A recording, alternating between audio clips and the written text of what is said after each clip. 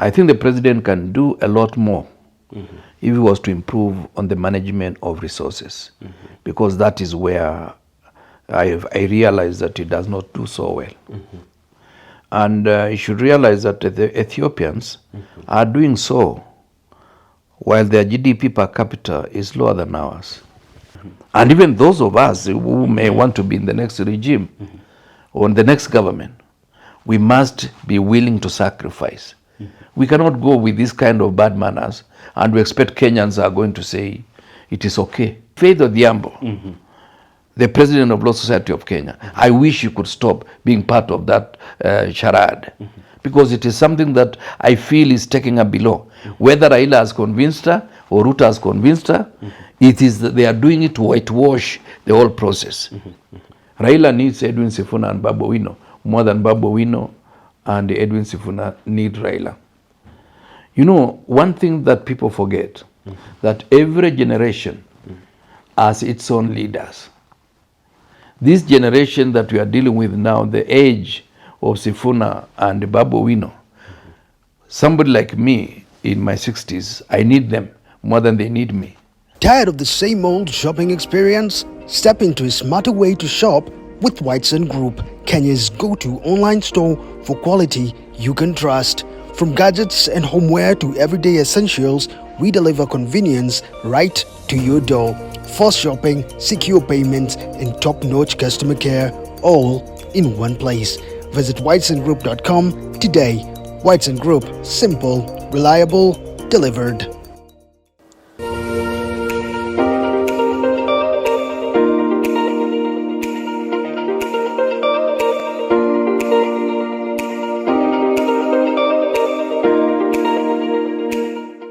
Thank you so much for tuning in to Richard Mwenje Exclusive. It is such a distinct privilege to have your company with us yet again as we unpack conversations that are shaping Kenya's political, economic, and governance landscape.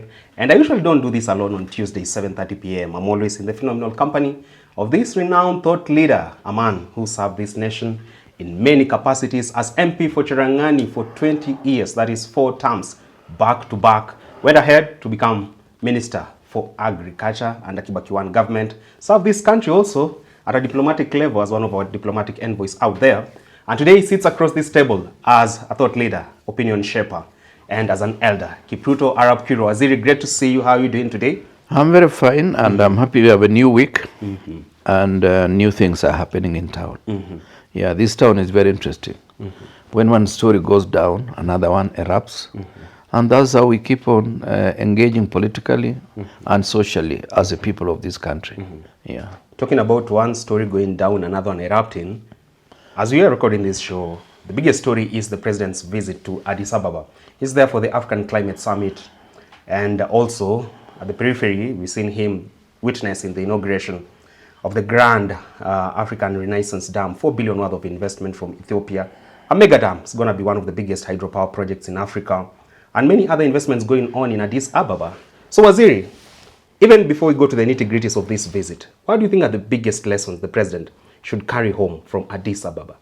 Well, one of the biggest lessons is to realize that you can gain a lot of trust by prudent management of resources of the country, and not confusing what belongs to the people and mistaking it to be yours.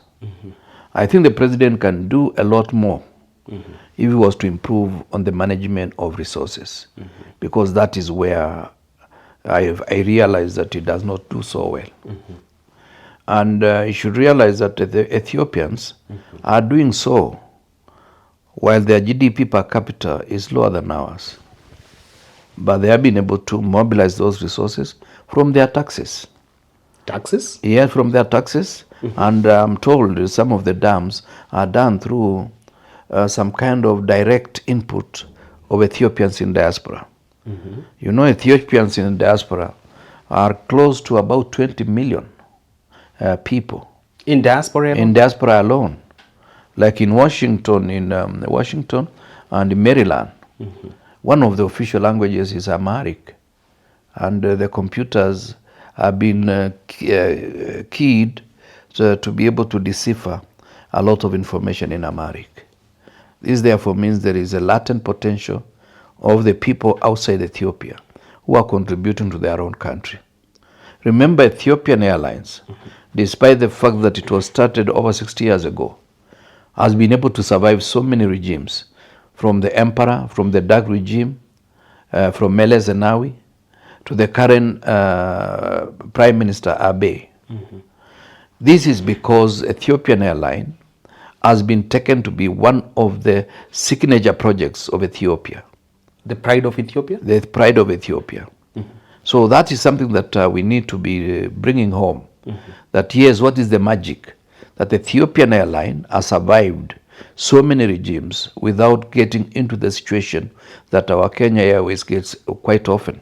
We are now talking of about 11 billion deficit by the Kenya Airways. The second issue, or the third issue, that the president should be able to borrow is to ask himself, what does it cost for electricity per unit in Ethiopia? When I was in Ethiopia, my bill for the whole year used to be less than my bill here at home for a month. Not for the same period under review? Not for the same period. This therefore tells you it costs you a tenth of what it costs ordinary Kenyan to light a bulb in Ethiopia. In fact, in Ethiopia, what can be seen to be at par or even slightly more expensive is the telephony, because they don't consider it a serious factor of production. Because for telephone conversation, even today, we spend much of the time doing the social events. So there is more of social interaction than commercial enterprise that the telephone does provide. Of course, there is the commercial in terms of M-Pesa for us and other discussions, whether you are doing some business, but the basic factor of production, which is electricity, is what is gearing more and more production in Ethiopia, to the extent that their GDP now is almost surpassing ours. These are facts that the president should be able to bring home. Partly not because Ethiopians are not corrupt, but they are less corrupt than we are. Because corruption perhaps is kept by a clique. Not everybody, the Sudis of this world and everybody else, trying to display some lagis in various meetings and under the so-called empowerment program. So that is something that the president should come back with. And more important is, how can we improve our interaction?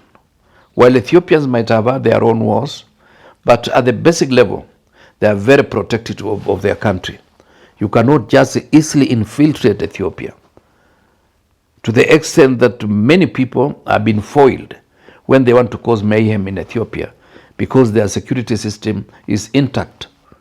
It's not like a situation like we are talking today, that we're talking of Mandera, almost half of it being occupied by negative elements from Jubaland in Somalia. And of course, our governor in Tana River is complaining that there are aliens being given identification cards with a purpose that we do not know up to now. Then Kipchumba Murkomen pretends that we are trying to politicize security situation. It's a creation of the media. How can the media create what is not there? The governor has already talked about it. The senator has talked about it. The governor of Tana River has talked about it. So how can we assume everybody else is wrong except Kipchumba Murkomen? These are some of the issues that we need to understand, that when it comes to the security of this country, it's not about the current regime. It's about all of us. Because any insecurity element that infiltrates into Kenya affects the investment portfolio that would have easily come to Kenya. Remember the Dusit, the Westgate. All those affected the Garissa University. Anything like that creates a signal that even makes us get suspected elsewhere. Even our passport becomes less weighty than the case has been. This is the ripple effect? That's the ripple effect of all these things. So anything about insecurity affects everything in terms of investment and in terms of even our status as the hub of Africa. So we may have so many other good things, like we have very hardworking people, we have educated people, We are patriotic Kenyans, but when there is the issue of insecurity, nobody would want to invest in Kenya. Are we patriotic Kenyans when thousands are accused of being terrorists by the government? Well, those are some of the things that we feel the government should have done better. You cannot call people terrorists. Effectively, what you are doing, you are downgrading your status internationally. You cannot take to court 500 Kenyans and you call them terrorists. Therefore, you are telling us we are already infiltrated by terrorists. The fact that we have terrorized Kasongo does not make those young Kenyans to be called terrorists. Yes, terrorists in the sense of Kasongo, but in the strict sense of the word terrorism, that is not the word that should be used against any Kenyan. And if there is a Kenyan who qualifies, possibly as joined the negative elements, that must be treated as an exception rather than the rule. Yeah, I get it. You've talked about the need for us to make Kenya the economic hub of Africa, if not East Africa. yeah. And to that regard, the president has not shied away from proclaiming or profiling Kenya as the Singapore of Africa, or at least Kenya is supposed to be the Singapore of Africa. This is a message that is carried to every foreign visit, at least most of them.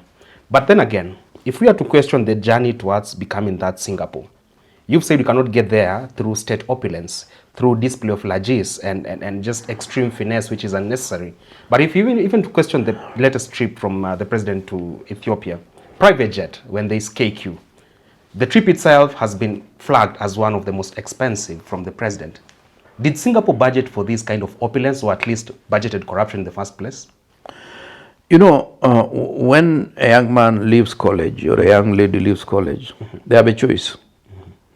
Either to own a house of their own through sacrifice, ensuring that you eat sukuma wiki and ugali every afternoon, and you make sure you make a saving for purposes of securing that kind of structure. So we have to make a choice. Whether we go the route of opulence and largesse, and you cannot get to Singapore. And in fact, Singapore, you don't talk about it. You do it. It wasn't a dream on paper? Somebody had to sacrifice, and some people had to be taken to jail.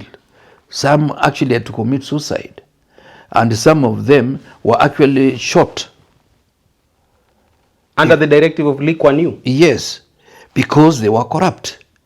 So if the current president wants us to be the Singapore of Africa, we'll be able to implement that once we take over power by making sure that we get rid of the elements and reappropriate the money that they have taken. A forensic audit must be taken so that we know if you took what does not belong to you, you bring it back. And we can do an audit on all of us who have been in government.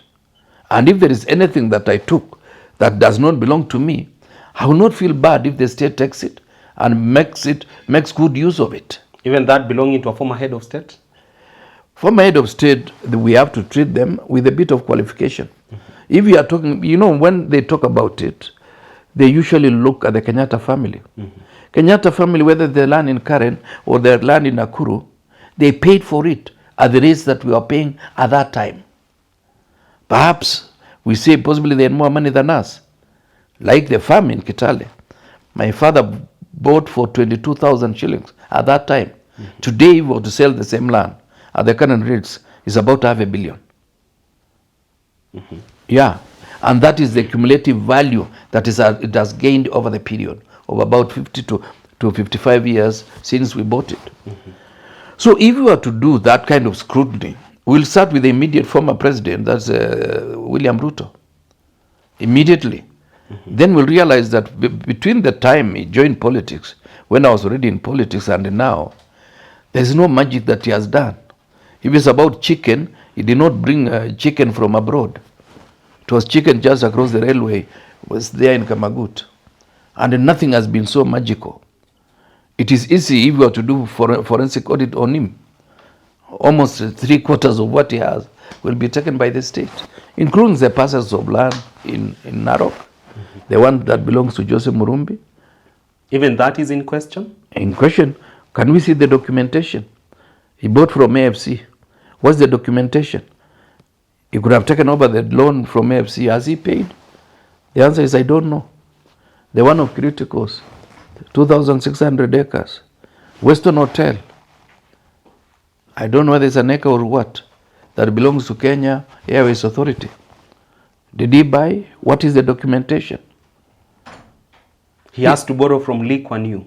Well, he has to borrow from, but by sacrificing whatever he has. You remember what Jesus told some individuals, that if you want to follow me, go give away all that you have. Then I will know that you are now my disciple. Can he do the same? I don't know. Those are issues that we need to revisit, and when we say scales of justice must measure blindfolded, that's the only way we can accept. And even those of us who may want to be in the next regime or in the next government, we must be willing to sacrifice. We cannot go with this kind of bad manners and we expect Kenyans are going to say it is okay. Where is the 11 billion that e-citizen was talking about? Now he's almost closing all the counties by insisting that the procurement is going to be that process. When the procurement that is using the same process, like SHA, they are talking of billions of shillings that are missing. Billions of shillings that are in some hospitals that don't exist. Billions of shillings that they are in schools. About 3.6 billion in non-existent schools all over the country. So if e-citizen as a magic, or e-procurement as a magic, then we would expect that magic to be done by stopping fraud. Instead of expecting fraud, then you talk about it, we have seen fraud. Who started the fraud? That should be the fundamental question. Yeah, that's the basic thing. Talking about billions, the Standard on 8th September, the year of our Law 2025, revealed how the government is actually borrowing 3.3 billion Kenya shillings on a daily basis. This comes at a time when Kenyans are already choking on heavy taxes, Waziri. Yeah. And just the other day, the Control of Budget revealed State House spending 17.2 million on tea. So much money into just looking into hospitality affairs. Waziri, are we looking at a state of us auctioning the country to these people who are lending us this money? Yeah, it's a typical one. Of course, if you bring 6,000 people from Kiambu, you would expect to spend millions of shillings to feed them. And he's using now state resources to be his campaign trail. Number two is like you have a bank loan. Then you go to a Shylock, you borrow from a Shylock to pay a bank loan. By borrowing what is more expensive to pay the old loan so that you look like your books are good. That is what the current regime is doing. They are borrowing more expensive money to pay cheaper money. That in due course would they be able to balance the books. But because they seem to realize that every day they are digging into a trench, so they want to look for some money to get rid of a loan, or it is like, you go to some of these Fuliza and other, Kuna Senka and other whatever. Tala and all. Tala, that when you borrow like 9,000, it goes to 13,000 within a week. And you expect that you'll borrow from all of them to stop KCB loan. Expensive commercial loans. Expensive commercial loans to pay long-term loans that because the economy is not doing well, it's a bit sluggish, you think that you want to resolve that issue by postponing the problem. What we are doing is that we are making money more expensive. You are making the banks not lend to people. And therefore, if people are not being lent money, therefore they will not be able to produce. And the economy will sort of decline instead of getting boosted. Yeah.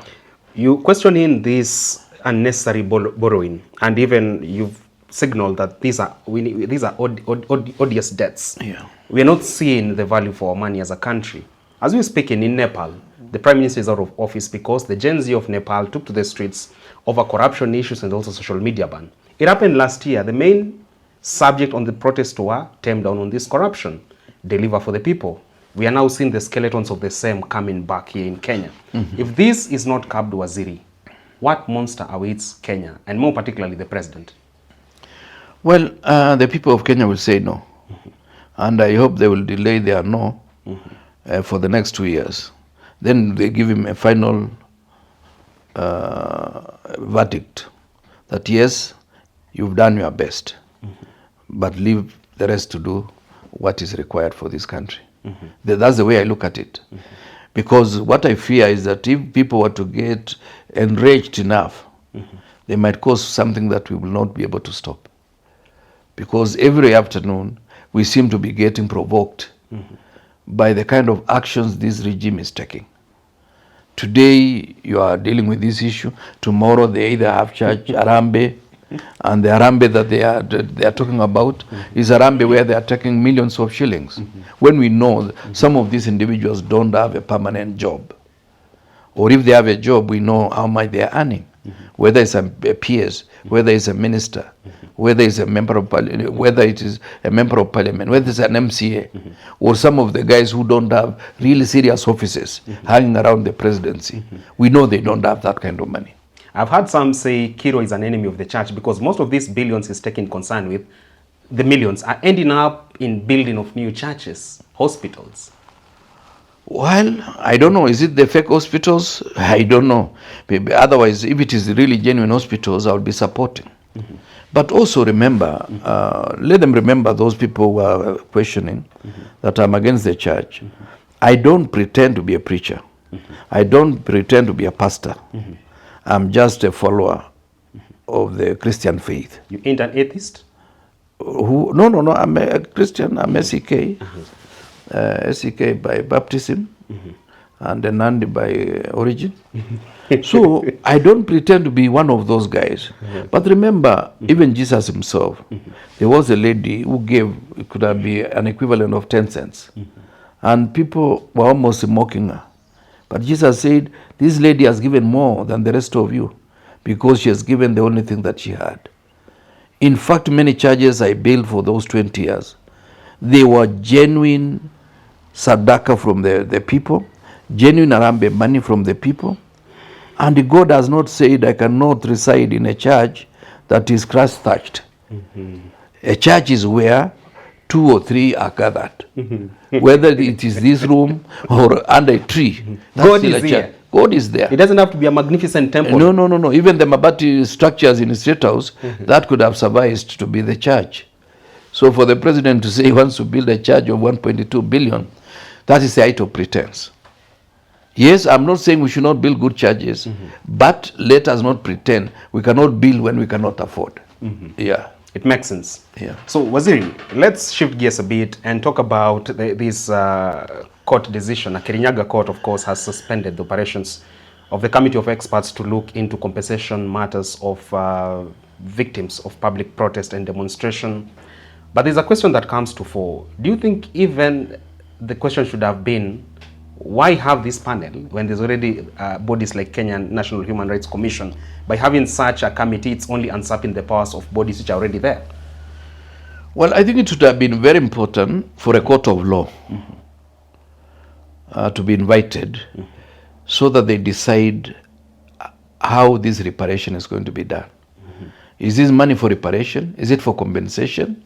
Or is it for blackmail? Blackmail? Yeah, blackmail.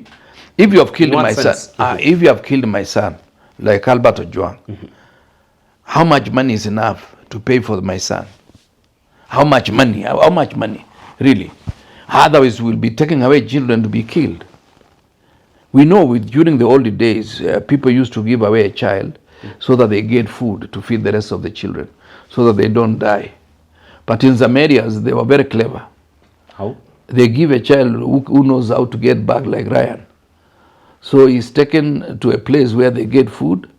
Now, later on, when there is food at home, the guy knows how to get back to the place. But in the process, some of the people remained on the other side of the border.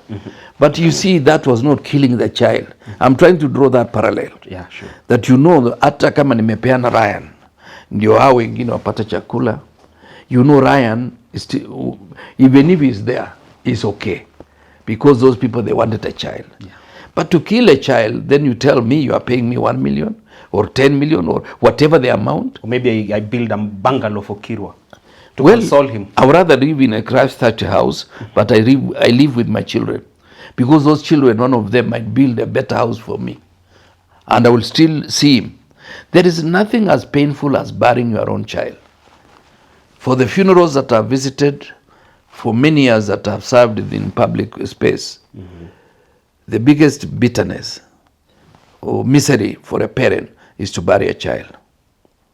It is something heavy, and people don't understand.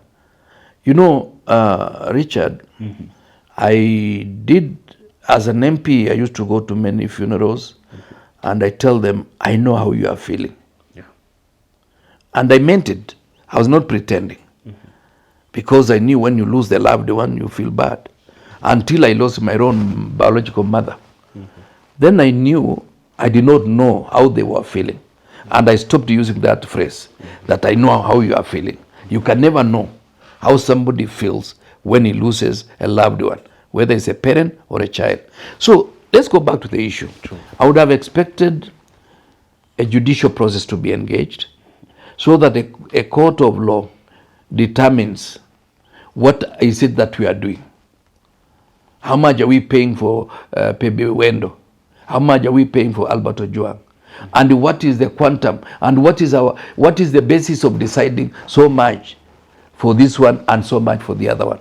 Are we looking at the status of the parents so that if they are doing well, we up the game?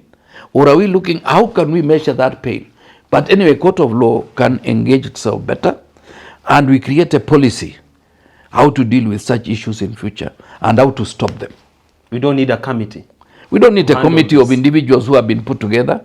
You are giving them a job because they will not sit in that committee and not gain some kind of allowances. And the Faith Odhiambo, the president of Law Society of Kenya, I wish you could stop being part of that charade. Because it is something that I feel is taking her below. Whether Raila has convinced her or Ruto has convinced her, it is that they are doing it to whitewash the whole process. That is eminent lawyers who are involved in this issue. Lawyers, none of them has lost a child. I wish they could actually put a committee of people, including those who lost the children, because they would know how to deal with that particular issue. Even me, if you took me in there, I would not know how to deal with that issue. Glad that you've roped in LSK President Faith Odhiambo. And I'm also happy that you're here at a time when we're talking about this issue of maybe her years as a hero going up in smoke by virtue of getting into this committee to deal with compensation issues. Yeah. In 1992, May, I think 30th was the date. You were there. Your friend Martin Shikuku went to State House, had ugali with President Moi. And many say that was the last nail on the political coffin of Martin Shikuku. He was actually perceived to one who now went to bed with the oppressor by just that visit to State House. Is this mistake what now Faith is doing? It's similar to it. I don't know the outrage of Kenyans, but personally, I've never met her. I just know her through the media. Perhaps she does not even know that I exist.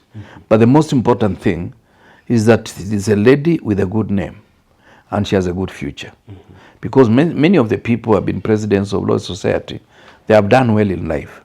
And I saw she was destined for that kind of reception by society. Getting involved in this is actually messing her name. And it takes a lot of effort, sacrifice, and focus to have a good name. But it also takes one day of a mistake like this to destroy that name and the legacy that you're about to create. Just a day. Just a day. It goes down. Just one event. Yeah, one mistake. Yeah. It makes sense, Waziri. Let's shift gears a bit and now go full throttle on the politics of today. The People's Loyal Opposition, the United Opposition, which you belong in, is now passing the impression of they have arrived at a consensus that at the right time, we shall have one of us carry the flag. And what we are seeing is a display of unity among the principals. Now that you're an insider, is that the lay of the land? Well, I usually believe that opposition unity or unity by individuals who are thinking the same or moving in the same direction is a process. And the bonding is a process that needs people to know each other. Remember, these are people who've been in the same government, some of them with me, some of them without me. So they need almost to do a catch-up because some were on different sides of the equation in the last regime, that of Uhuru Kenyatta. So they need to do a bit of catch-up and a need of bonding. and a bit of also trying to interrogate what are the issues, and also to accept that we are creating a team, and whoever is picked as a presidential candidate, he or she must realize that he's just one among colleagues, and therefore is among the rest. And what they need to do is to allow that whoever is going to be the president of the republic must realize that he's dealing with a team of equals, and therefore not a team of subordinates. That is the way I look at it. And they must have the capacity of President Kibaki to say, when I give you a job, I leave you to do it the way you see best, not to micromanage and make a phone call to a minister every morning, every evening, at midnight, early in the morning, late in the evening. That is not Kibaki for you. So I hope if they don't have the heart of Kibaki, whoever takes over as our candidate, we learn from Kibaki. And I'm trying to remind him or her that yes, you may have your own style, but remember, Kibaki was a great Kenyan, but when he gave you a job, he left you to do it. Likewise, the founding president of this republic, Jomo Kenyatta, from Kibaki's own words, he said, when Mzee Kenyatta gave you a job, you knew you had a job, and he allowed you to do it. Those are the two examples that I've learned, one from practical experience and one from the history that I gained from Kibaki himself. Yeah. Makes sense. Waziri, a latter day Pentagon seems to be in the pipeline, a reunion of Pentagon, or I could say a reincarnation of Pentagon. And this time round, we've seen William Ruto, Raila Odinga, from the coast, who have replaced now Najib Balala, Amason Kingi, Joho. And my question is, now that you're really aware that now we seem to be coming back to the Pentagon days, how much of a giant do you think a Pentagon would be to the united opposition if it's to materialize? Well, there are a lot of challenges that they are not the same. It's not the Raila of 2007 that we are dealing with now. It's a Raila that is elder statesman, slightly more frail than he was in 2007, and is not going to be the candidate to come the next general election. We are dealing with the Joho, who seems very robust, but yet to gain traction with a very clear constituency that is quantifiable. Apart from the money that the family may have, I don't see much. We are dealing also with society that is very skeptical about the alliance between Ruto and Raila. And therefore, Raila may be able to hand over part of his former constituency with a lot of laws through the fingers, especially in areas like Western Kenya, areas like the Ma community. It is not the Ma community that voted for Raila about 3 times or so. It is the Ma community that is skeptical of Raila's intentions and Ruto's overtures. We are also dealing with a society that never voted in the last election to the extent of 8 million voters. The GNC equation. How the GNC will react to these formations will determine who becomes the next president. Because the GNC voted en masse, or the 8 million Kenyans that did not vote in the last election, if they were to vote today, if they had voted then, the president would neither have been Raila or Ruto, because Ruto got 7 million, Raila got 6.9. And therefore, in the next election, GNC will be about 15 million voters. And 15 million voters in a situation where we might have a total number of voters being about 28 million, that is a determining equation. Whether they will do tribal mobilization, it will not achieve much, because this GNC constituency is a constituency that is unique, identifiable among themselves and also among us, because we know this generation is between a certain period and a certain period. So it is not going to mount much. In fact, those who are on the political landscape, my advice to them is that they should create as many issues as possible and give us an agenda that we feel is something we can believe in, something that is convincing, something that we can trust, and something that is open and transparent. Otherwise, saying that we are going to mobilize this community, we are going to Meru, and we mobilize the Merus, then the Maasai, we tell them we are going to do vaccination of livestock. You go to Samburu, you tell them we are going to stop banditry.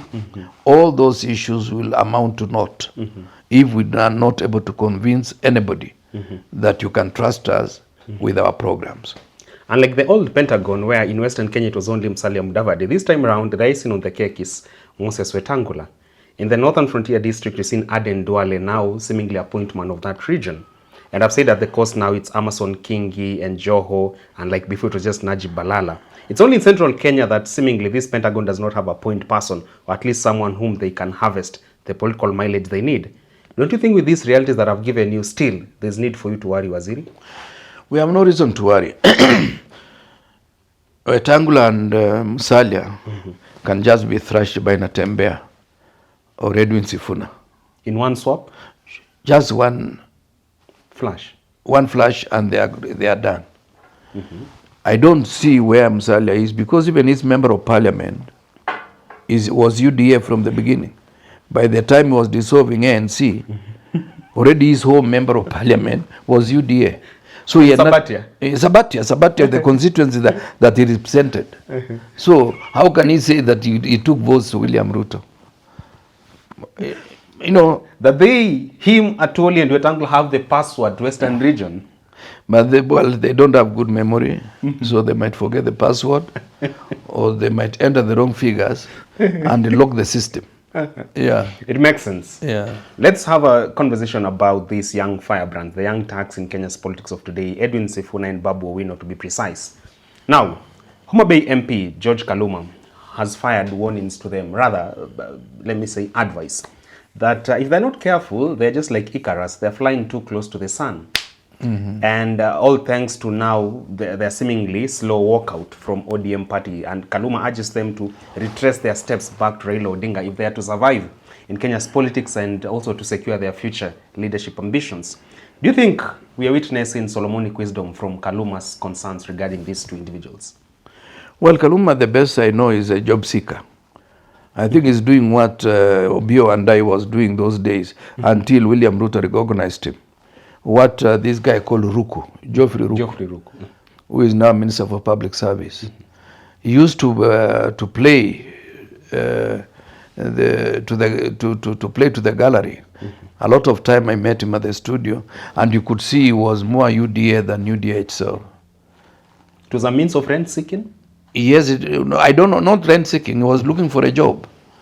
That's why when Muturi was relieved of his job, he was given.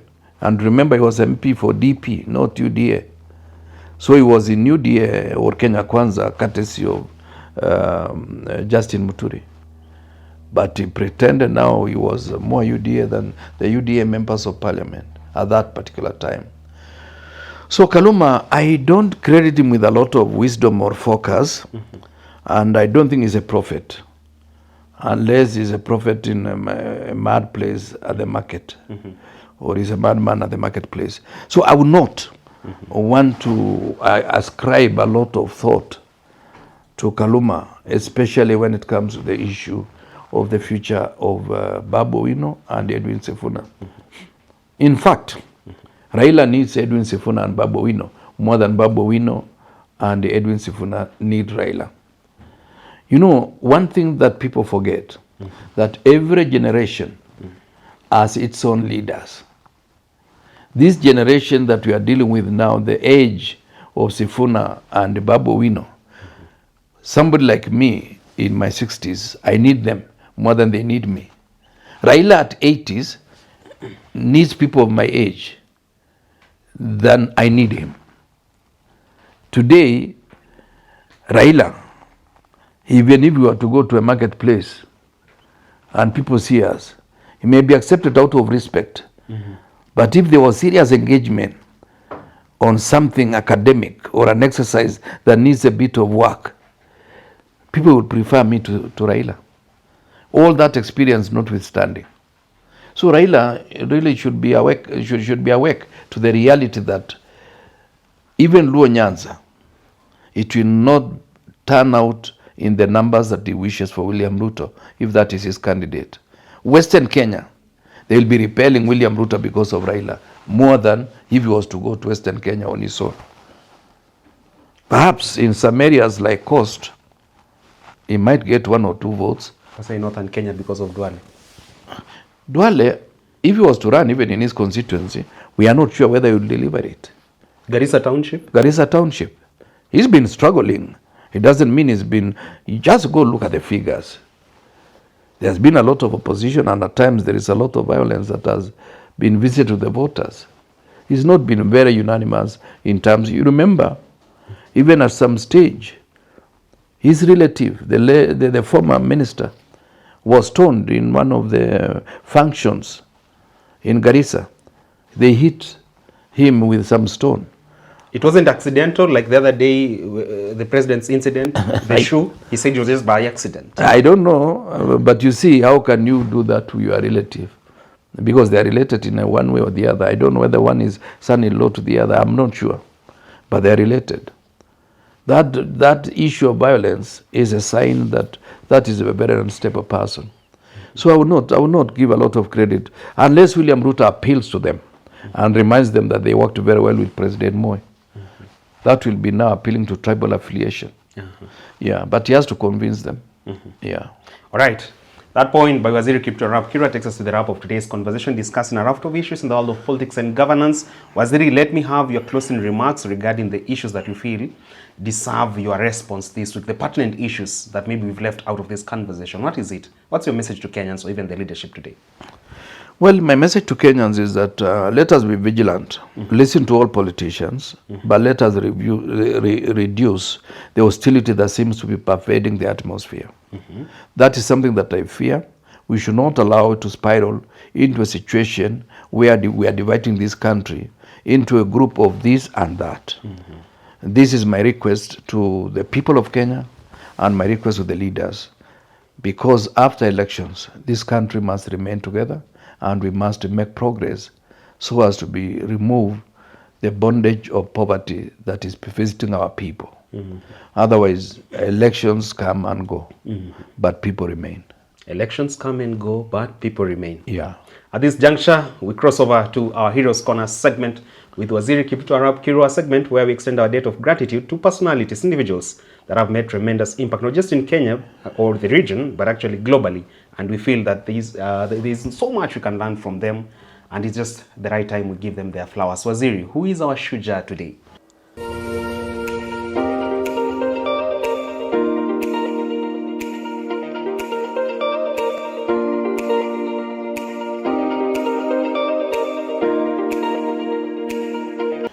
Well, collectively is a number of individuals that occupy this space many years ago, perhaps more than 30 years ago. They were members of parliament at that particular time, and they became prominent given the fact that there was a regime that was de facto one-party state. But after the coup of 1982, the country moved so fast and became now a de facto, de jure one-party state. And with it was a number of issues that were canvassed by bringing what they were calling Section 2A, that this country is democratic and the only political party is KANU. This therefore meant if you are not in KANU, you could not run for a political office because there were no independent candidates. But these are people who braved that particular wind, sacrificed, some were detained, some were jailed, and some had to flee out of Kenya to some safe havens, and they lost their seats in parliament.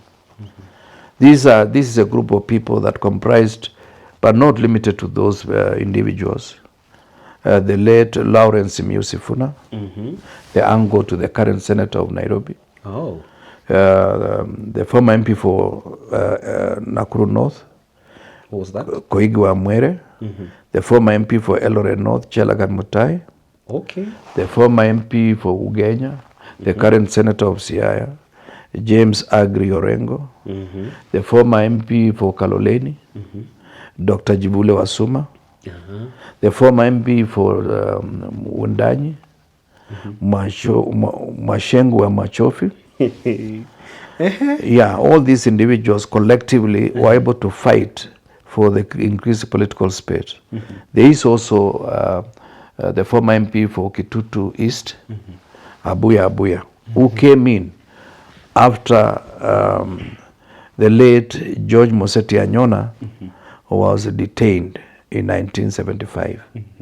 I remember that detention, was it 75 or there about 75? I remember it was the late Martin Shikuku and the late Jean Maria Serone.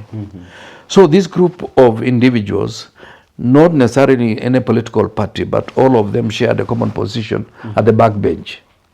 They were able to canvass certain issues that they see it was against the people, including that issue of making Kenya one-party state. And then one party state. And of course, the person who was able to give them that name is the late the first Attorney General of Kenya, the late Charles Mugane Njonjo, who was the law unto himself. Yeah, Njonjo. A one-man show. A one-man show. A man who became the first Attorney General and perhaps the last most powerful Attorney General that I know. Today, some of the students in primary school, if you ask them who is the Attorney General of Kenya, they will not be able to name. Even in this room, I suspect some of you may not be able to name, to name a full name or his full name, whether it is he or she. So anyway, that's not the issue. These are people sacrificed. Koigi Wamwere was jailed. He was detained. But people like Lawrence Sifuna was lucky. He was neither of the two was done, but of course later on they had to remove him from parliament. That's the sacrifice that he had to pay, although he later on came back. People like Chelagat Mutai ran out of the country, and at some stage she was jailed. Chelagat Mutai? Chelagat Mutai was jailed for ostensibly inciting farmers in Soy. Eldoret North now. Eldoret North. So later on, when she came after jail, she won the seat again. But they now wanted to take her in that she presented false mileage claims. Orengo the same. He had to run, I think, to Tanzania, later on Uganda. Trumped up charges. Yes, because you see the power of the law. People like Mashengu Machofi, they were evicted out of parliament. People like Jibule Wasuma, they were equally evicted out of parliament. While others were eating life with a big spoon in parliament. Yeah. These ones were now the radicals. They were the radicals because they were seen to be the wrong fellows. And some of them, if you are to ask them at the personal level, they had nothing against President Moi. No personal vendetta against Moi? No personal vendetta against Moi. They had to create that issue. That if I don't agree with you, so I don't agree with Ryan. That is the whole thing. Because, and of course, President Moi could not hear somebody raising an issue against the position he has taken. That is the life that they went through. And they bear the brunt of trying to canvass for multipartyism. Some of them were heavier weight, like the late Matiba. When they left the system, they still had to benefit from the waves they had created, both in the house and outside the house. And we can say they are the fathers and mothers of multipartyism. It wasn't Raila Odinga? Well, Raila Odinga, of course, was jailed, but he was not in parliament. I was talking of the bearded sisters. And remember the bearded sisters, some were not bearded. Like Nani was clean-shaven, but he was put in the same group, Abuya. And the other one was a lady, Chelagat Mutai. So she was not bearded. I was raising that point because many believe that the father of reforms in Kenya is Raila Odinga during Moi tenure. That's why I had to ask you that. Raila Odinga has been positioning himself nicely. But if you are to check, and this is something that he needs also to go back to history. The other day I had talked about the issue of him destroying Fort Kenya to come with NDP, They went to Thika, had a fiasco in terms of election. He resigned. He was supported by KANU to win the seat of Langata through KANU support, although KANU had its own candidate in the name of Fred Amayo. Later on, he did the cooperation with KANU. Later on, he did apart from cooperation, he did the issue of merger. Of course, they ran away from there, and there's famous Kibaki Tosha. After Kibaki Tosha, they went for referendum, and later on, when he did not capture the presidency, he came in through the Grand Coalition. Then after that, the handshake. After that, the broad-based. And I'm told when the father was in detention, he negotiated with the State House to supply gas. What? Yes, I'm telling you. This is what I saw. Willie Mutunga, the former Chief Justice, saying Raila has not been genuinely for the liberation of this country. He's been a wheeler dealer. When there is a deal, he does it. Waziri Kirwa is in jail and Kiptarus bargains for a deal. For a deal. These are some of the things that history is so kind to some people. What? And you know, history is actually in the hands of who the is writer. The writer. And the lenses of the narrator. Yeah.